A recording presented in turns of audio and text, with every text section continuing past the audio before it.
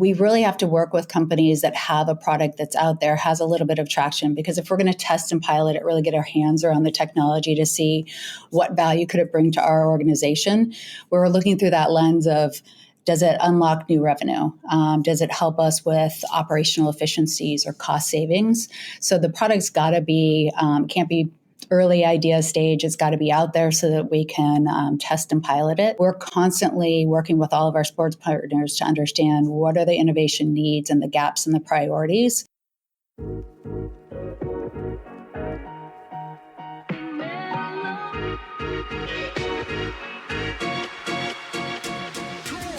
This is the SportsTech ALLSTARS podcast, showcasing outstanding startups and initiatives in the global sports tech ecosystem.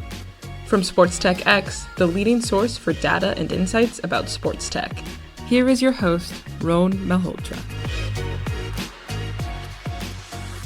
Hi everyone, and welcome to another episode of the SportsTech ALLSTARS podcast. We're leading up to our next global sports tech ecosystem report. It is April. It is springtime, so yeah, it's time for another report. The 2024 edition will be the 6th edition, I want to say, of our ecosystem report. So we've been doing this for a while, and the idea is to showcase all the latest innovation initiatives, the investors, the funds, everybody that is supporting the sports tech ecosystem's growth, which is what the startups need, of course.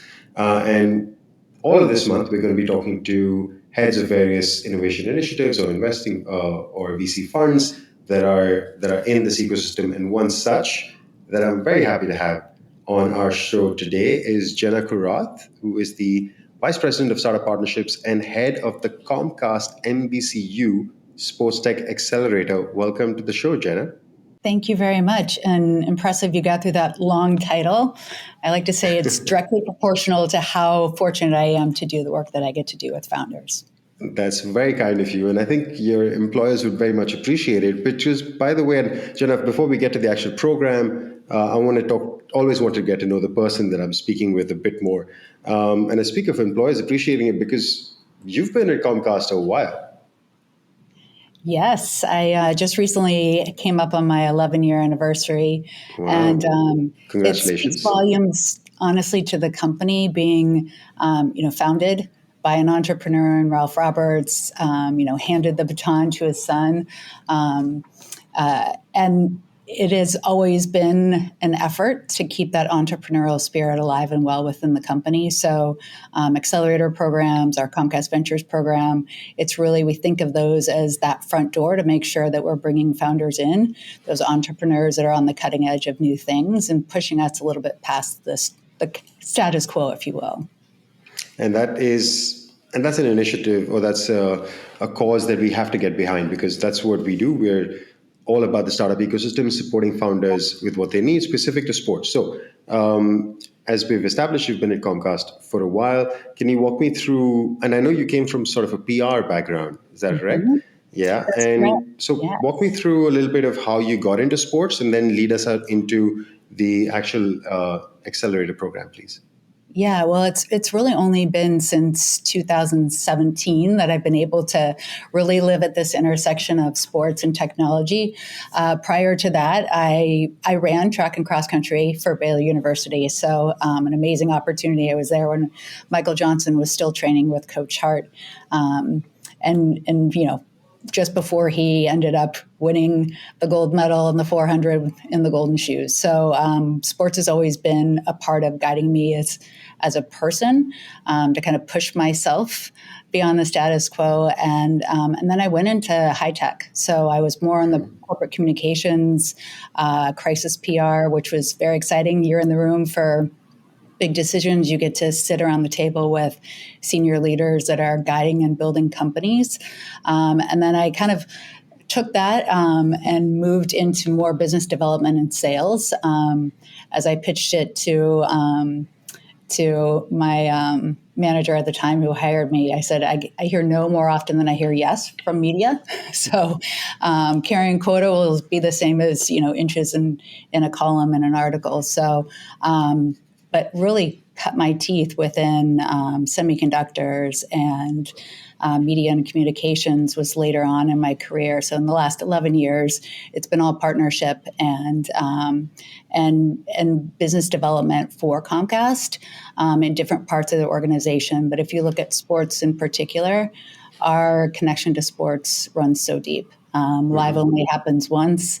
It is truly what brings us together. And even if you just look at the fact that we get to tell the story of our Team USA athletes through 2032, that is just a technology playground for us to really make sure we have the most immersive experiences, products, platforms to bring those amazing sports moments to people.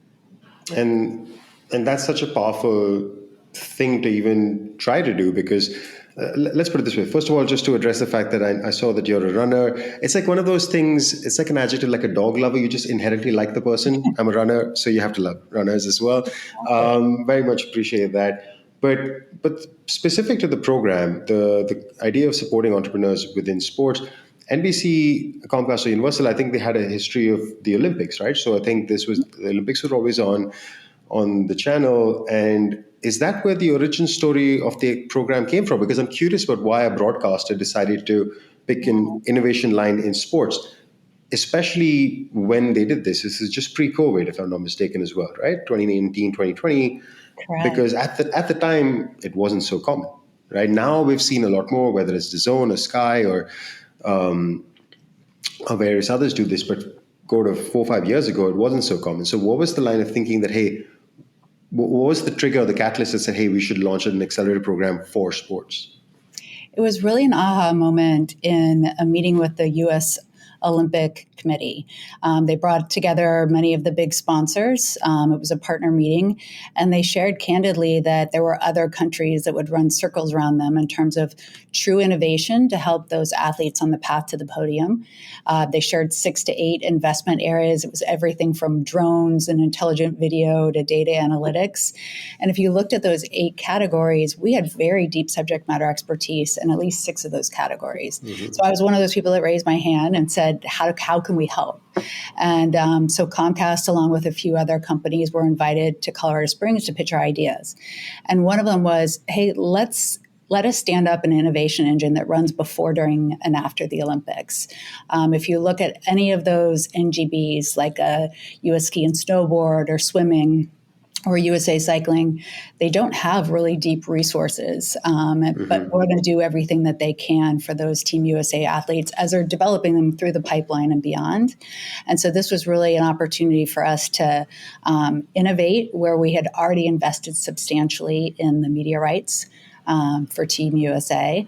And then as we were going through and really understanding, like, well, what are the problems we're solving? Talking to a ski and snowboard, what is it that a Michaela Schifrin needs to be able to really, stay and get to that gold medal stand? And that process was really enlightening for us because we realized we were actually kind of playing too small if we just played within the Olympics ecosystem. And I should say, just looking at us as a company, you've got, Comcast, NBC Sports, you've got Sky Sports. That's already an innovation playground to work alongside decision makers. But to be able to bring in other sports partners, that gives you diversity in the types of sports, different organizations, some of the biggest sports brands in the world. And we all have one shared goal, which is that fan experience. And so it just became really obvious that this needed to build off of all of our media rights and all of our sponsorship investments. So NASCAR was an obvious choice to bring in. Comcast Business powers about 13 of the tracks. We broadcast the back half of the season. We have a 10-year title sponsorship. I think we actually extended it, so we're in a year 11 for our Xfinity. So we have the Xfinity Cup Series, and talk about just a really innovative sports organization that's willing to disrupt themselves. And it's really part of their shared ethos with us. PGA Tour, obviously you're not going to have the Golf Channel and not have a very deep relationship there. And we own the largest tee time booking system, so we already support about 11,000 golf course properties because we know we want you out there playing and watching and really embracing that lifestyle of sports. and golf in general. WWE has been very critical for our Peacock streaming service. We were able to bring in Premier League as well last year. And again, it's just, you look at our experience, whether you're on X1 and you pick up the voice remote and you can drop right into an Olympic sport or moment that's happening during those 17 days to what we're able to do with Peacock, streaming the very first ever wild card game and setting internet history in the process. So it just goes to show that sports and live in particular is so core to our business. It's what brings us together. And those are the moments that matter. A lot of A-list partners, you've just rolled off your tongue there. So it's great to see that there's a lot of credibility that the program brings with it, apart from your own brands, NBC, Comcast, Universal. So let's talk about the startups now. So what kind of startups are you normally looking for? What stage, what sectors, what topics? Just give us an overview of that. Absolutely. So one thing that we did learn is that we really have to work with companies that have a product that's out there, has a little bit of traction, because if we're going to test and pilot it, really get our hands around the technology to see what value could it bring to our organization, we're looking through that lens of, does it unlock new revenue? Does it help us with operational efficiencies or cost savings? So the product's got to be, can't be early idea stage. It's got to be out there so that we can test and pilot it. So as an example, this year we had about 1,500 companies apply to the program. So as you can imagine, getting down to 10 is a pretty rigorous process. And so we're constantly working with all of our sports partners to understand what are the innovation needs and the gaps and the priorities. We're able to observe a lot of what they're continuing to do with our companies in the portfolio outside of the traditional 6-month calendar window. And this time around, I would say, across those 8 categories, media and entertainment is always critical. And you mentioned it at the beginning, COVID handed us a situation where we had to figure out how to do remote production. Mm-hmm. And we didn't build it once, we built it to last. And that gives us more flexibility with the resources we have to cover more sports. So really important to the business, and a big reason why we stayed committed despite even sports going on pause during that tough chapter.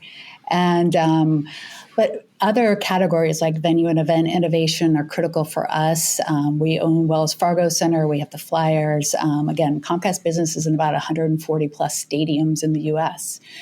So those become technology playgrounds for us to really understand when you have that high concentration of fans in a short period of time where everything has to hit on par, that it's got to be rock solid. And so whether it's venue and event innovation or athlete player performance or the business of sports, we're looking for things that are really going to unlock new revenue for us.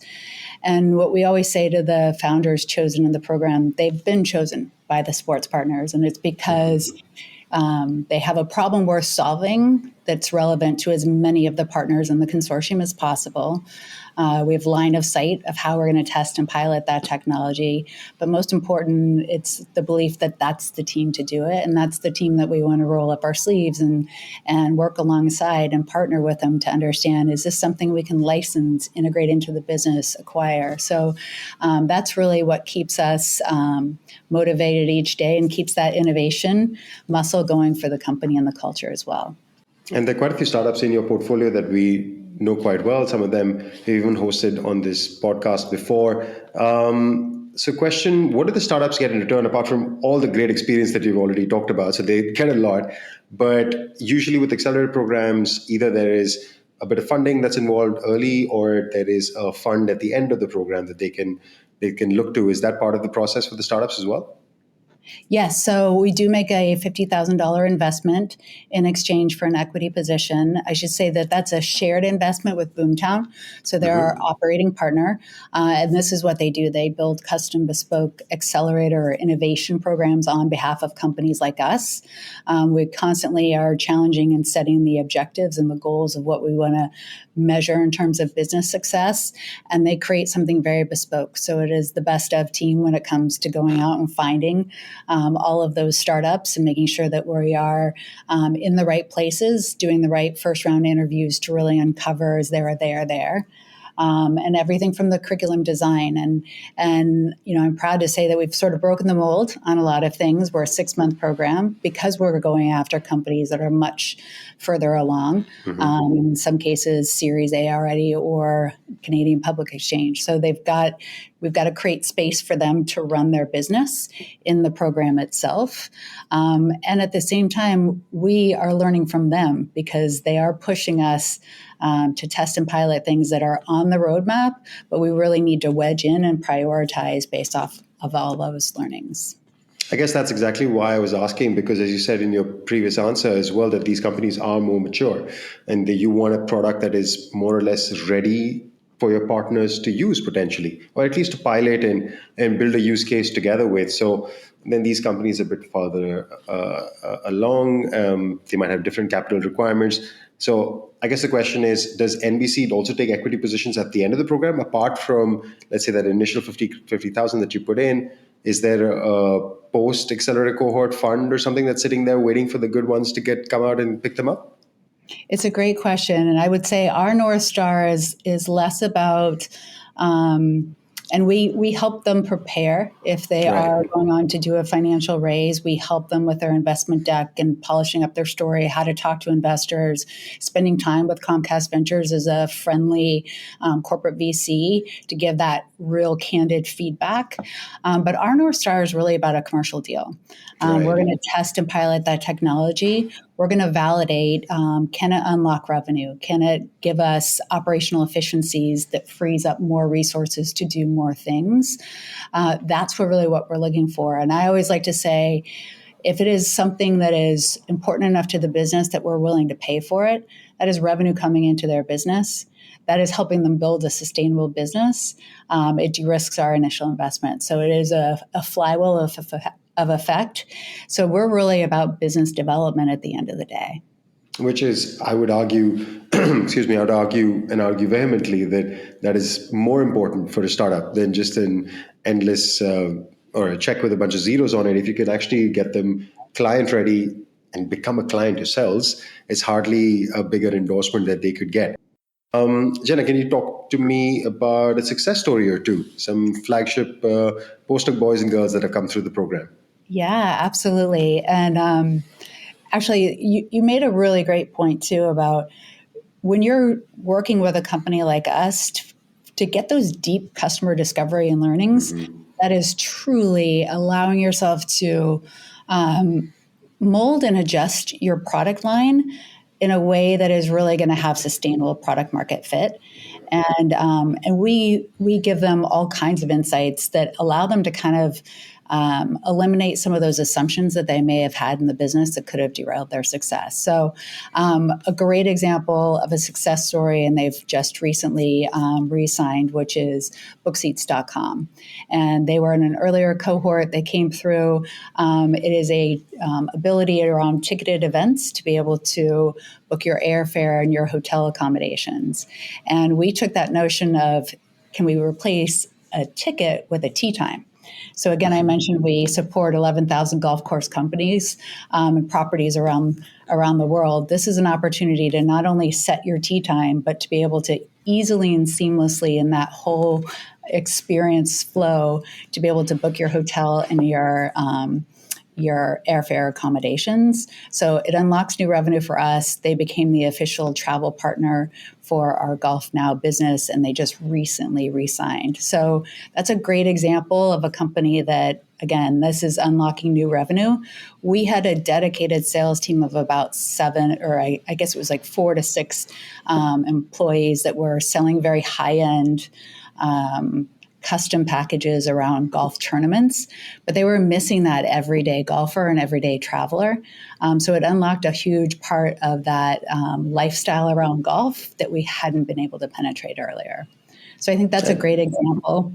Aircast is another fun one that just completed a pilot with the Sacramento Kings. So with our NBC California and Sacramento Kings, what they allow Aircast is you can take your mobile device. You're there in the stadium watching the Kings play, but you could miss a big moment. Or maybe you want a slightly different camera angle based off of where you're sitting, or you want to listen to the audio commentary in English or Spanish because it just makes it more immersive to understand the nuances of what you're watching.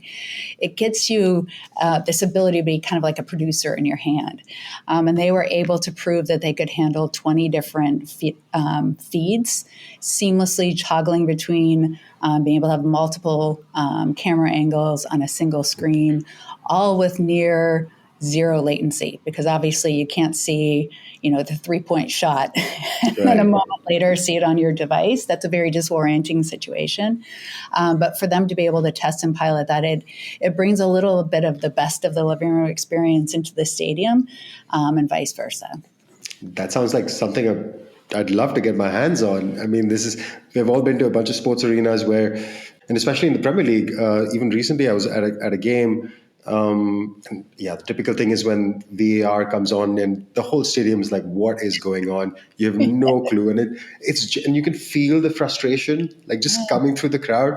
And even if play restarts like 30 seconds later, you've just lost 20, 30, 40, 50,000 people for like a good minute. That just can't be right. So stuff like this, it just has to get there, and it has to get there sooner. So it's great to see that these kind of use cases are actually not just seeing the light of day, but actually getting in the right hands, a proper test use case, which then can scale, and then they have the right partners to scale it with.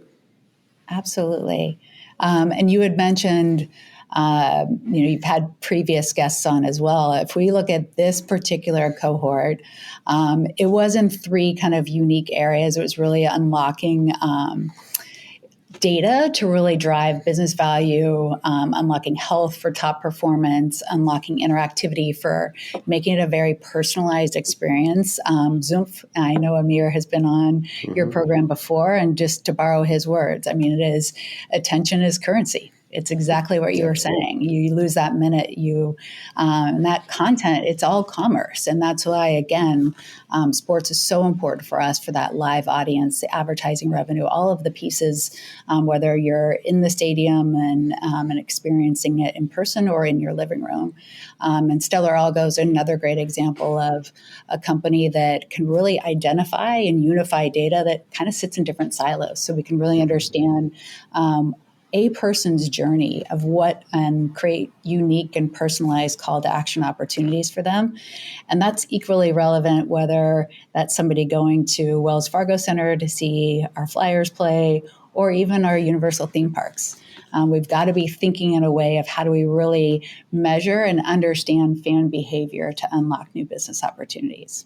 And that's such a valuable value prop that you offer to startups, that, hey, you want to mess around with some stadium stuff, you want to do that. You want to mess around with some golf stuff, we can help you do that. You want to do some stuff in broadcasting. It's, let's say, a very easy program for startups to apply to. You mentioned Amir and Zoom, but there are a bunch of others, whether it's David from Collect ID or Shannon from FanSaves. Like, there's a bunch in your portfolio that we've known for a while. And yeah, again, great to see that they're part of such a cool program. Jenna, a question to you personally. Like, we talked about a lot of trends, whether it's around stadium or fan interaction, on stream, off stream, in venue. What is maybe 1 or 2 things that you are particularly excited about in terms of like forward-looking trends, maybe in sports and not necessarily only in sports? Yeah, I'm proud to say that in this particular cohort, we have 2 companies that are in that athlete player performance piece of things. And the reason I'm so excited is when you have 1,500 companies apply, to really get to the point where you can take technology that will help the product on the field or on the court be the best that it can be, or on the ice for the Flyers in our case. It's really hard to sometimes get to a company that can make it through the top 10. And it's for a couple of reasons. Typically, a U.S. ski and snowboard, they don't want to experiment on a Michaela Schifrin. So if you're really going to have scientifically backed efficacy of before and after and the impact, you usually need to leave have that technology for a duration of time and testing it on the same set of athletes. So even in the development pipeline, they didn't always know they were going to have the same athletes. But Chimera, science-backed, they have taken this infrared technology, which is already proven in terms of recovery, muscle soreness reduction, sleep aid, all of those things, and they've woven that infrared technology into the actual garments themselves. And so anytime you're wearing this is helping with performance enhancement, recovery, it's sleep aid.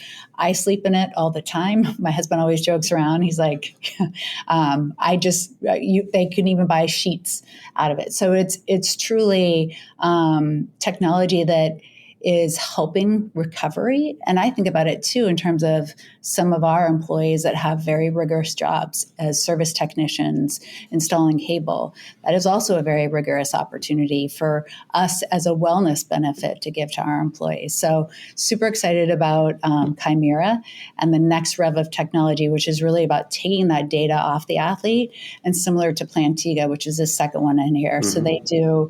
So they have a smart insole that can really understand, are you putting more load on the right or the left? So anything from like skating strokes to load on an athlete. The last thing that you want is to lose an athlete, because all of the coaching that has gone into designing that team to be the best, it can just completely, dismantle what could have otherwise been a great season. And when the product's not there, the people aren't coming in, the fans don't have what they love. So these are two companies that not only are helping us from an athlete, player, and recovery standpoint, but we're starting to get some interesting data from that too. And I'm excited to see, how does that change the storytelling? How does that help you really understand the rigors of what that athlete is doing each and every time they step on the line? You talk about Plantiga and smart insoles for runners. I'm sure. Yes, I don't know. exactly. I'm sure you've tried it. I've tried not Plantiga, but I've tried other smart insoles. There's so much. And if you're a data nerd, it maybe some of us, and probably our listeners are, then that's the kind of stuff that you can really enjoy getting lost in.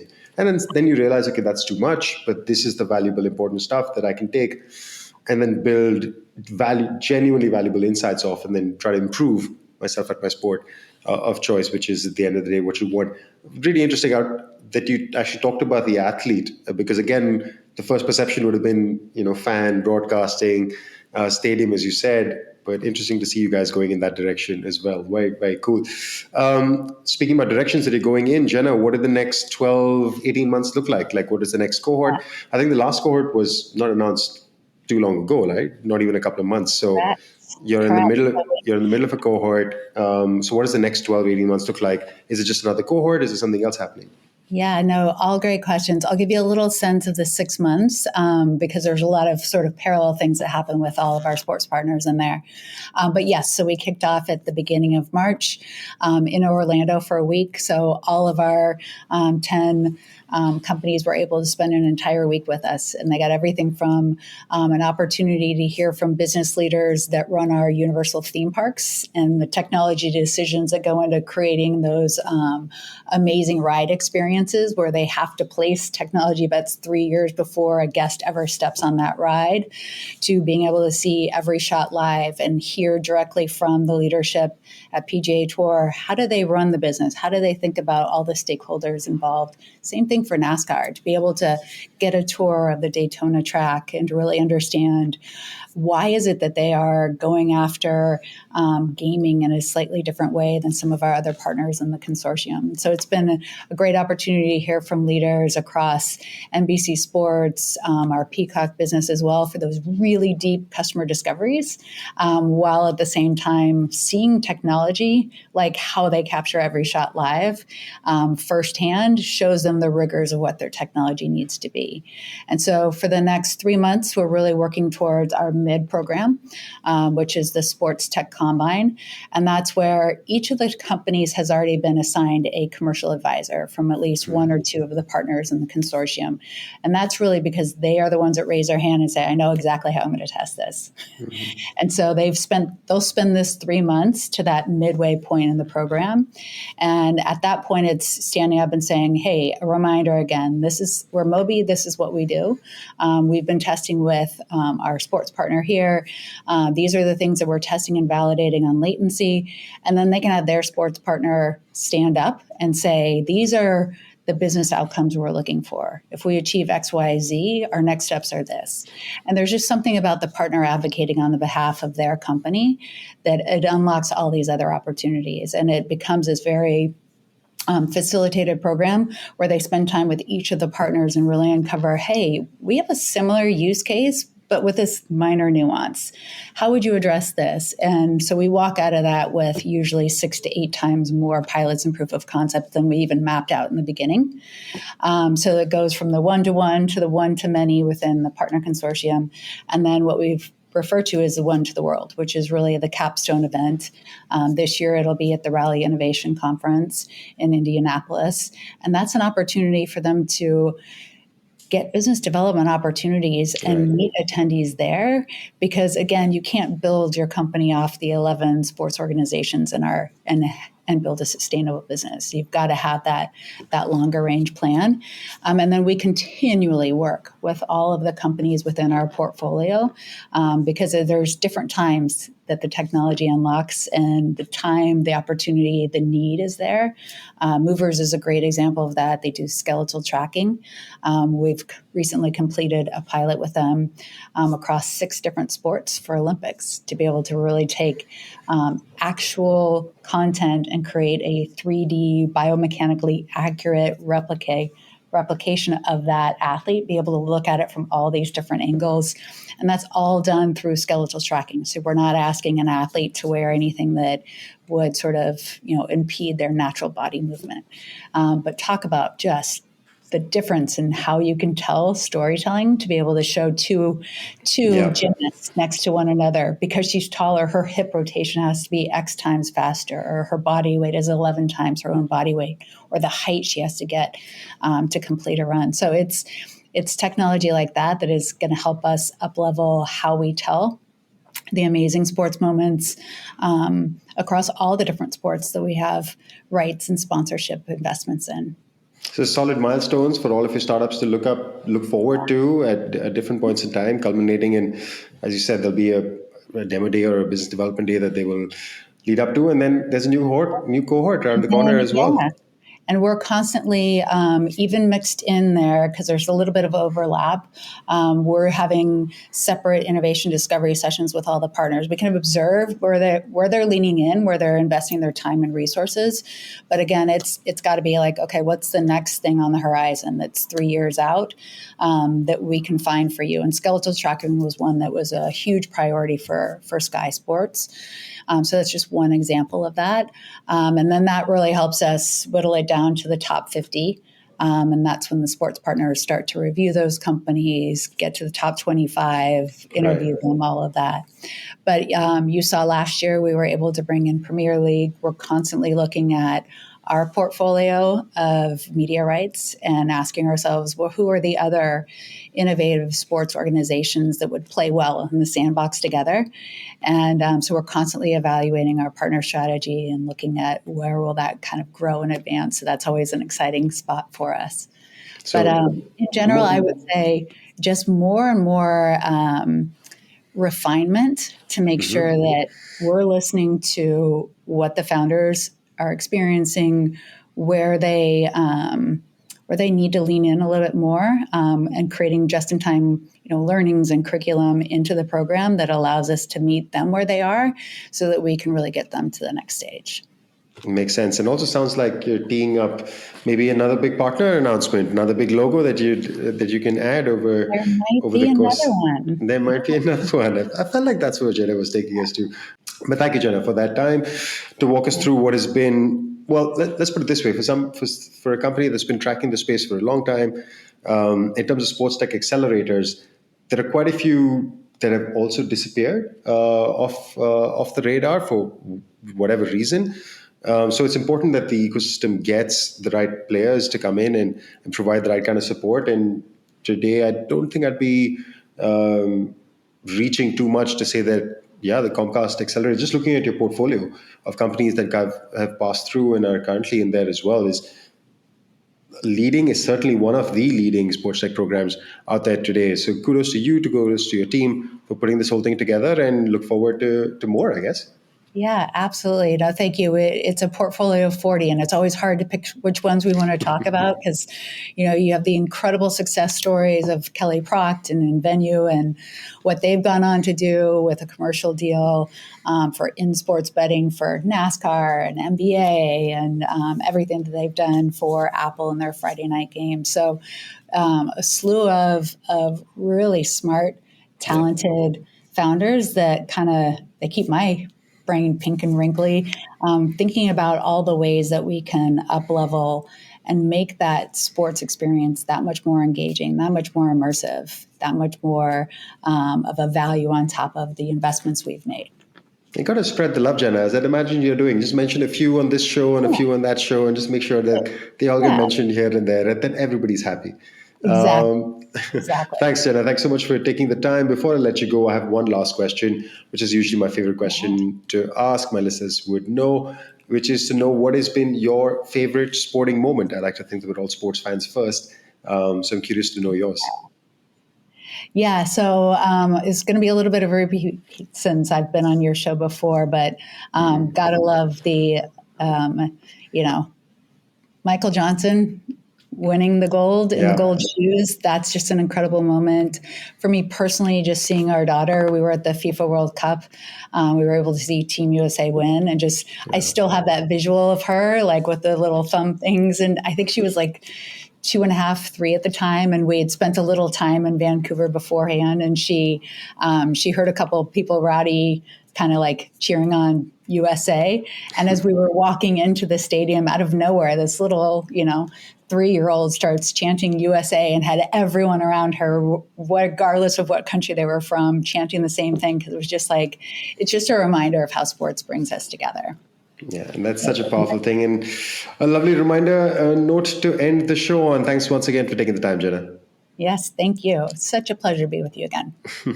Appreciate it. Thank you, Jenna. Thank you to the listeners. Sorry, excuse me for my quickly failing voice and if you're watching this, my increasingly receding eyes. I think the lighting has not been in my favor this evening. But no, as always, it's always great to talk to people who are doing great work in the sports tech ecosystem. We're happy to shine the spotlight on programs such as the NBC Comcast Universal program, and there'll be many more to come over the rest of this month. So stay tuned. Cheers, guys.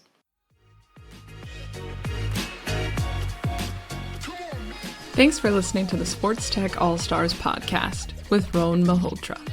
If you like our show, let us know and leave a review. And if you want to know more about us, check out sportstechx.com, where you can find our latest industry reports and updates. For a deeper dive into all things sports tech, check out our comprehensive database, SportsTechDB, at sportstechdb.com. Don't forget to follow us on social media. You can find us at SportsTechX on Instagram, Twitter, LinkedIn, and Facebook. Join us next time for another insightful conversation with a leader in sports tech.